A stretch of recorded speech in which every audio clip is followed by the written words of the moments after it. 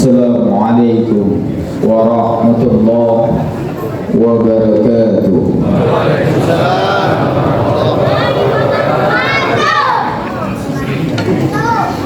Zamin nasil yawmin la rayba fihi ala kulli shay'in qadir.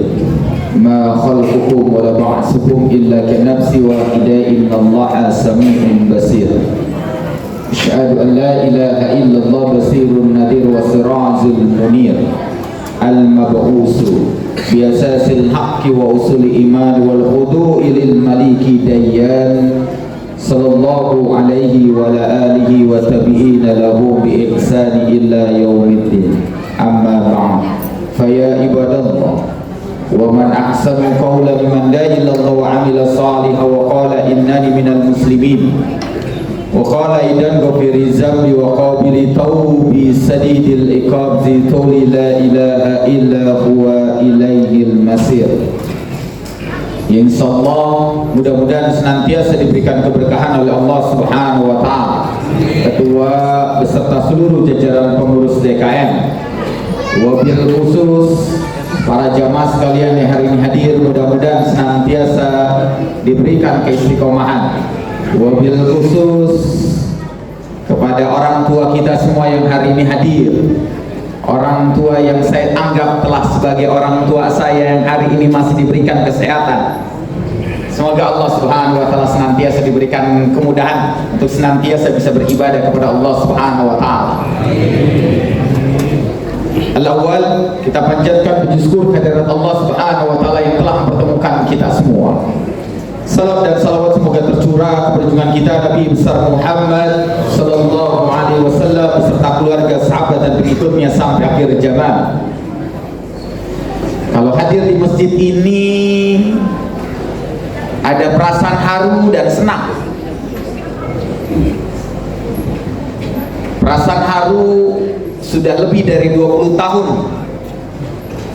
saya datang ke tempat ini, bertemu dengan orang yang tadinya ada sampai tiada, bertemu orang yang tadinya tidak ada dan sampai hari ini masih ada. Rasanya seperti apa yang dikatakan oleh Imam Ghazali, kalau engkau memandang orang yang sudah senja, kalau engkau memandang orang yang sudah senja, maka anggaplah dan pandanglah dia seperti ayah dan ibu, sehingga engkau akan punya perasaan untuk menyayangi, sehingga engkau punya perasaan untuk menghormati. Dan bahagianya, terima kasih pada DKM, saya dikasih selalu hari kedua. Hari kedua, Masya Allah. Semoga Allah Subhanahu wa taala fa in kuntum ta'lam anna fa'alta zalika wajhaka, semoga yang hari ini hadir dan kita ketemu, kalaupun hari ini adalah hari terakhir, yumkin ayyakuna akhira bin nisabah, kalau hari ini adalah hari terakhir kita kelak, kita akan bertemu di surganya Allah Subhanahu wa taala. Saya ingin ambil sebuah nasihat dari Abu Laits Asmaraqandi dalam kitabnya Tanbihul Ghafilin. Kata Abu Laits Asmaraqandi ngomong begini sama kita. Ada orang yang 10 tahun melewati bulan Ramadan, ada orang yang sudah 20 tahun melewati bulan Ramadan, ada orang yang 30 tahun melewati Ramadan, bahkan sampai seumur sama dengan usianya dia melewati bulan Ramadan, tetapi namanya tidak dicatat Allah sebagai orang yang diampuni dosanya. Padahal di bulan Ramadan dia sujud, padahal di bulan Ramadan dia tilawatul Quran, padahal di bulan Ramadan dia iktikaf, padahal di bulan Ramadan dia kumpul bersama orang-orang salih, tetapi Allah tidak mencatatnya. Zalika adna ayraqna fala yu'zaina, Allah tidak memasukkan dirinya sebagai daftar orang yang diampuni dosa-dosa. Mudah-mudahan bukan kita. Sedih Pak kalau nanti kemudian sampai 10 kali kita melewati bulan Ramadan, kalau sampai 20 kali kita melewati bulan Ramadan, tapi lantas Allah belum mengampuni semua dosa-dosa kita, Apa sebabnya? Kata Abu Laith Asmarakandi, karena kita termasuk dari arba'atu mazmu'at, karena kita termasuk dari 4 kelompok yang ketika Ramadan itu telah tiba pada dirimu, yang telah datang kepada dirimu, dan engkau telah diberikan kesempatan memasuki dirinya, lantas kemudian engkau termasuk dari 4 kelompok ini. Siapa 4 kelompok tersebut? Kata Abu Laith mengutip dari begitu banyak hadis. Kelompok yang pertama adalah qati'un, orang yang ketika bulan Ramadan datang dia masih memutuskan tali persaudaraan dengan saudara. Orang yang kemudian Ramadan datang tapi masih memutuskan tali persaudaraan dengan tetangganya, masih tidak menyambung tali silaturahim dengan tetangganya, cuma gara-gara parkiran sampai bertahun-tahun dia tidak menyapa, cuma gara-gara buang sampah di tempat sampah saudaranya dia bertahun-tahun tidak menyapa, cuma gara-gara hal yang sepele sampai sekarang dia tidak saling memaafkan satu sama lainnya. Ada?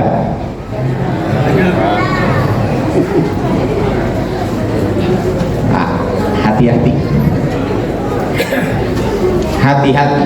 La yadkhulul jannah qati'un, tidak akan pernah bisa masuk surga orang yang memutuskan tali persaudaraan. Bahkan sampai ngomong begini Abu Laith, hal ta'lamu ahlun nari, tahukah kamu ada ahli neraka, alladzina yamsuna ala wajhil ardi, yang dia jalan-jalan di muka bumi. Ahli neraka jalan-jalan di muka bumi, dia hidup bersama kita, dia makan bersama kita, dia beraktivitas di tengah kita semua, tapi para ulama berkata ahlun nari, nih ahli neraka, alladzina yamsuna ala wajhil ardi, dia jalan-jalan di tengah muka bumi. Siapa dia? Qati'un, orang yang memutuskan tali persaudaraan dengan saudaranya. Mudah-mudahan kita sudah mendatangi dan saling minta maaf. Sudah? Kenapa ada acara ruwahan? Kenapa kemudian dalam agama para ulama berkata ada ruwahan, ada tradisi yang mubah, ada tradisi yang sunnah hasanah, yang punya akar mendalam, yang dilakukan oleh para ulama-ulama sebelumnya dan sampai di tengah kita semua. Ada tradisi juga yang diharamkan dalam agama. Ruwahan ditulis dalam kitab Jauhar Al-Mawqu karya Syekh Ali Abdurrahman Kalantani, seorang ulama dari Kalimantan yang mengumpulkan kemudian tradisi-tradisi di Indonesia. Dan ruwahan adalah salah satu kemudian sunnah hasanah, kebiasaan yang dilakukan oleh para ulama terdahulu dengan mengumpulkan semua saudaranya, saudara sekandungnya, saudara dalam ikatan darahnya, saudara dalam RT, saudara dalam RW, lantas dia berkumpul ruwahan minta maaf satu sama lain. Kita ngadain nggak? Ngadain nggak? Pantesan masih melotot-melototan terus, kagak ruwahan. Ruwahan fi lughatul Arabiyah secara bahasa berasal dari kata ruh. Ketika Abu Laith berkata ruwahan itu dari kata ruh. Kenapa kita mengadakan ruwahan? Ruwahan itu dari kata ruh, fa inna ruhi junudun mujanada. Kata Abu Laith gini, kalau nanti ayah kita masuk neraka, kalau nanti seorang ibu masuk neraka, kalau nanti seorang ayah masuk neraka, yang pertama kali nyelamatin itu adalah istrinya. Kalau istrinya tidak bisa, anaknya. Kalau anaknya nggak bisa nyelamatin, cucunya. Kalau cucunya nggak bisa nyelamatin, cicitnya. Kalau nggak bisa cicitnya nyelamatin, kakak kandungnya. Kalau kakak kandungnya tidak bisa nyelamatin, adik kandungnya. Kalau adik kandungnya tidak bisa nyelamatin, tetangganya, saudara solihnya, teman duduk majelis ilmunya, teman kemudian sholat jamaahnya.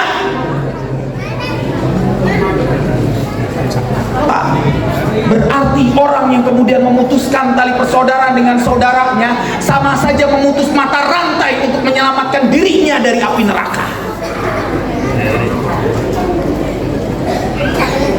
Mudah-mudahan setelah hari ini kirim WA kepada saudara kita.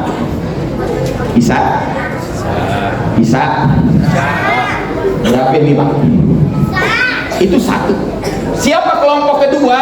Kelompok kedua yang kemudian nanti tidak akan, meskipun 10 kali, 20 kali dia lantas melewati bulan Ramadan, dia tidak akan diampuni dosanya, adalah orang yang durhaka kepada orang tuanya, yang durhaka sama orang tuanya, meskipun dia sujud, meskipun dia mengangkat tangan sambil berlinang air mata, meskipun dia kemudian baca Quran habis berhatam berkali-kali, kalau dia durhaka sama orang tuanya maka nggak akan ada kebaikan buat dirinya.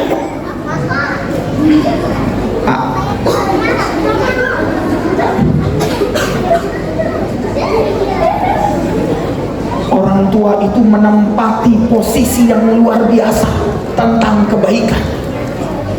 Maka wajarlah Imam Ghazali dalam kitabnya Mukasyafatul Qulub sampai berkata dengan tegas, ayahmu kemudian berbuat baik pada dirimu, engkau tetap harus berbakti. Ayahmu tidak berbuat baik pada dirimu, engkau tetap harus berbakti. Kedua orang tuamu kemudian berbuat baik dengan dirimu, engkau tetap harus berbakti. Kedua orang tuamu tidak berbuat baik pada dirimu, engkau tetap harus berbakti. Karena berbakti kepada orang tua bukan tentang balas jasa, bukan tentang kebaikan yang mereka lakukan, tapi berbuat baik kepada orang tua adalah perintah Allah. Jangan abaikan orang tuamu. La sa'adatu at-tafal malam yakunu kunnaka al-abau fi zalik. Jangan mimpi bahwa engkau kemudian hari ini bisa sukses dengan dirimu sendiri. La, jangan mimpi kalau hari ini engkau bisa sukses karena dirimu sendiri. La, Rasulullah berkata la sa'adatu at-tafal malam yakunu kunnaka al-abau fi zalik. Engkau seperti hari ini dan bisa hari ini seperti apa dirimu hari ini karena ada doa orang tua yang diselipkan untukmu. Maka wajarlah Imam Ghazali sampai berkata, kalau engkau kemudian meninggalkan 4 hal ini, kalau engkau kemudian melakukan hal 4 ini, maka engkau sesungguhnya telah kemudian dianggap sebagai anak yang durhaka. Apa 4 hal tersebut? Kalau setiap selesai sholat engkau kemudian tidak mendoakan ayah dan ibumu, kalau engkau setiap kali ibadah tidak mendoakan ayah ibumu, engkau telah dicap sebagai anak durhaka. Sederhana Pak.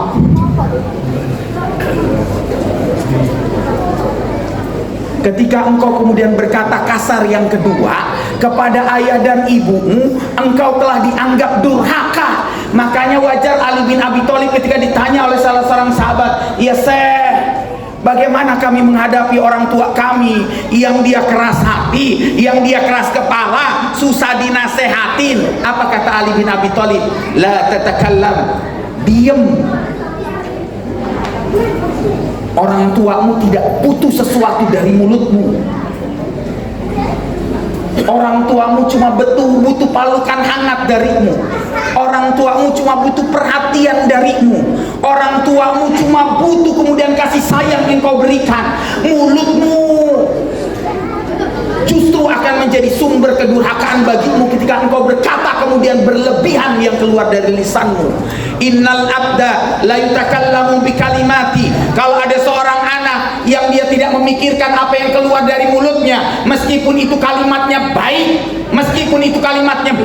tapi kemudian air mata orang tua itu bercucuran, dia menangis kemudian atas apa yang keluar dari kata-katanya, bukan karena bahagia tapi karena sakit hati kepada dirinya, finnar, maka sesungguhnya dia akan diletakkan di dalam neraka, bainal masriki wal maghribi, yang kedalamannya lebih jauh dari jaraknya antara barat dengan timur.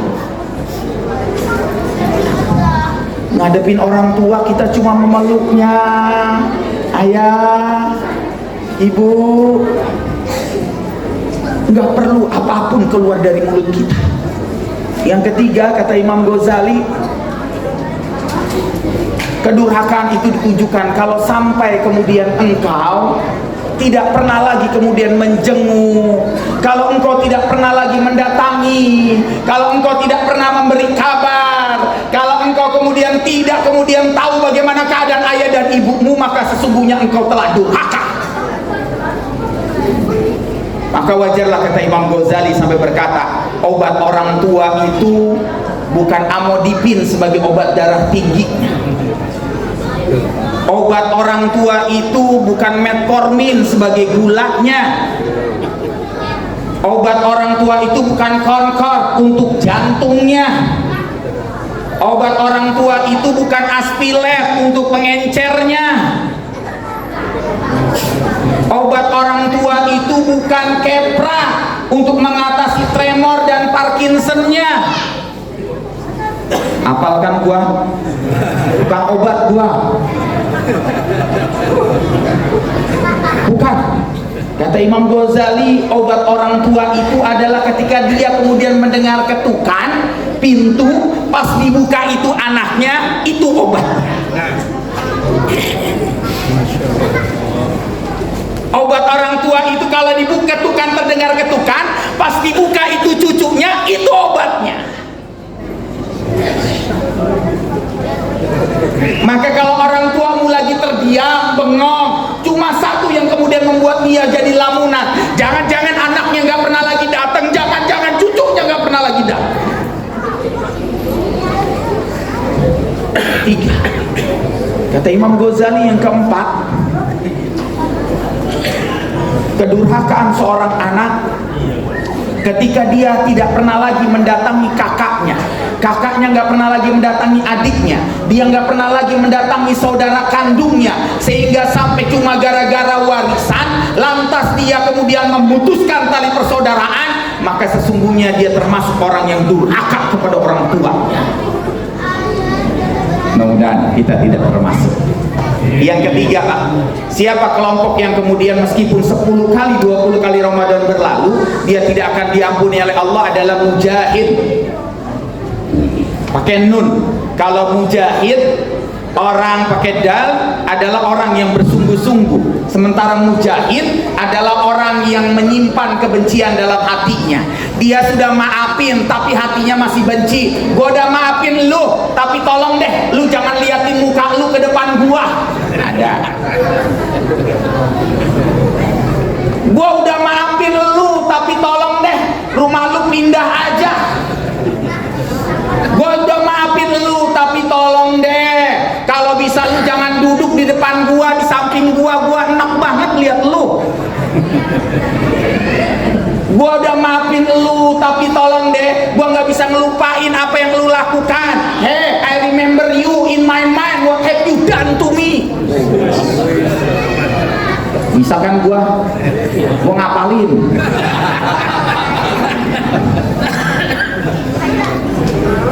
enggak, kita nggak akan pernah bisa masuk surga kecuali dengan kalimat ya Tuhan nafsul mutmainnah, hatinya tenang. Kita nggak akan pernah bisa masuk surga yang ketika malaikat berdiri menyambut para penghuni surga dengan kalimat salamun alaikum bima sabartum, disambut dengan kesabaran karena keikhlasanmu, keridhoanmu, karena engkau maafin saudaramu tanpa menyimpan kebencian. Janganlah engkau kemudian menjadi orang mujahid, telah maafin tapi seperti kemudian kongguan, isinya kelihatannya aja biskuit, dalamnya rengginang. Ada yang begitu? Tolong nanti Ramadan kalau lebaran tulis rengginang. Karena yang datang tuh udah ngarep tongguan pas dibuka opak. Pak, dosa. Tulis rengginang karena Bapak telah menghancurkan harapannya. Mujahid begitu, Pak. Dia kelihatannya kemudian depannya baik tapi hatinya membenci. Hati-hati. Makanya wajarlah kalau Rasulullah berkata innallaha azza wa jalla yubghidu kullah. Tahukah engkau orang yang paling dibenci oleh Allah Subhanahu wa taala? Al-utul. Siapa itu al-utul? Orang yang nggak mau maafin saudaranya. Bagaimana cara memaafkannya? Di mulut maafin, di hati ikhlasin. Makanya kata Imam Syafi'i, kalau engkau kemudian ingin hatimu bersih, ingin hatimu tenang, dan kemudian tidak menyimpan kebencian dari orang yang telah menyakiti hatimu, 3. Yang pertama, doain dia supaya dapat hidayah, dapat berkah, limpahan rezeki, masuk surga. Sanggup? Berat itu, Pak, berat. Tapi buat bersihin hati kita. Yang kedua, kata Imam Syafi'i, kasih hadiah. Pak, jadi kalau misalnya itu kasih hadiah kepada dia, ya anterin kongguan, isi kongguan. Yang ketiga, Kata Imam Syafi'i, kalau seandainya engkau bertemu dengan dirinya dalam majelis ilmu, biarkan dia duduk di sampingmu. Biarkan dia duduk di sampingmu. Kalau perlu, kalau dapat besek, kasih pada dia semua. Ini buat lu, buat lu, buat lu. Ada nggak yang begitu? Nggak ada ya? Ya Allah, Pak, berarti di sini kongguan isi rengginang semua ya. Mudah-mudahan kita termasuk orang yang dimudahkan. Yang kelompok 4 yang terakhir, musyrik yang telah datang bulan Ramadan tapi masih melakukan kemusyrikan, hati-hati. Yang masih datang bulan Ramadan tapi kemudian masih datang ke tempat-tempat kemusyrikan, hati-hati.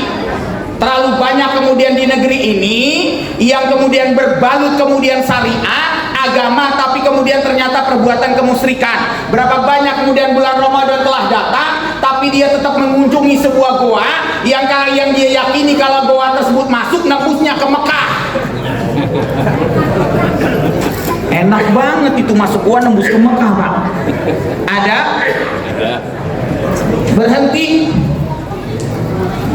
Berhenti meyakini, kemudian ada yang meyakini bahwa kemudian ada kemudian di sebuah daerah Pulau Jawa, kalau ingin nazifah wa taharah, ingin bersih, ingin suci, mandilah di sebuah telaga yang diyakini kemudian salurannya, pipanya sampai kemudian ke Mekah berupa air Zam-Zam. Ya Allah, berapa panjang tuh pipanya tuh, Pak? Hati-hati. Wa may yusyrik billah faka'annama hara minas sama'i fatahtafuhu thairu. Orang yang menyekutukan Allah akan dijatuhi ruhnya ketika dia meninggal dunia dari langit, dan ketika akan menyentuh bumi disambar oleh burung, dibawa terbang ke tempat yang sangat jauh. Apa kata Ibnu Katsir ketika menafsirkan surat Al-Hajj ayat 30? Apa kata Ibnu Katsir? Ruhnya tidak diterima di langit dan di bumi. Makanya dimasukkan dalam surat haji, sengaja untuk ngingetin orang-orang yang berangkat haji bahwa kita ke sana itu bukan untuk menyembah Ka'bah, tapi Rabbul Ka'bati, untuk menyembah kemudian Tuhannya Ka'bah. Maka hati-hati yang kemudian masih melakukan kemusyrikan, masih melakukan kemudian pergi haji dengan sesuatu yang kemudian harta yang tidak halal, maka hati-hatilah, karena bisa jadi pada saat lempar jumroh batunya balik lagi. Sesama setan dilarang saling lempar. Hati-hati, karena kemusyrikan itu tidak akan pernah dimaafkan sama Allah Subhanahu wa taala meskipun 30 kali dia melewati bulan Ramadan. Maka mudah-mudahan kita termasuk orang-orang yang akan diampuni oleh Allah Subhanahu wa taala. Manfaatin semua kemudian momentum ini dengan sebaik-baiknya, Pak. Sebagai penutup, ada kaidah dalam usul fikih, taibu marhaqat fil ibadah. Paksain dirimu untuk ibadah. Paksain salat tarawih, paksain baca Quran, paksain. Enggak mungkin orang bisa mencapai cintanya sama Allah kalau enggak dipaksain. Jadi Pak, paksain ya. Berat. Kita ke Tanah Abang aja harus dipaksain. Kita ke Cipulir aja harus dipaksain. Pak, ke masjid harus dipaksain sampai nanti Allah ngelembutin hati kita. Man aziba rabbuka minas saba laisa lahu sabwa, sampai Allah lembutin hati kita, lantas diisi kemudian perasaan cinta, lantas kemudian kita ibadah kita karena perasaan cinta. Yang kalau kita tinggalin salat duha nangis, yang kalau kita tinggalin salat malam nangis, yang kalau kita kemudian kagak salat tarawih nangis, yang kalau kita tidak salat ba'diyah dan qobliyah nangis. Udah belum? Bukan nangisnya karena imamnya baca panjang kita nangis. Jadi paksain ya. Jadi kalau imam dibaca panjang nggak boleh ada yang protes. Sanggup? Nikmati kemudian dari awal sampai akhir pesona Ramadan yang diberikan Allah Subhanahu wa taala. Semoga kita termasuk orang yang diampuni semua dosa-dosa. Kurang lebihnya mohon maaf. Mudah-mudahan pertemuan ini menjadi kawat candra di muka, tempat para gatos kaca di tempat, otot kawat balung besi, akidah kuat, akhlak terpuji, disayang Allah dan Nabi, disayang keluarga dan istri, masuk surga ditemani para bidadari. Assalamualaikum warahmatullahi wabarakatuh.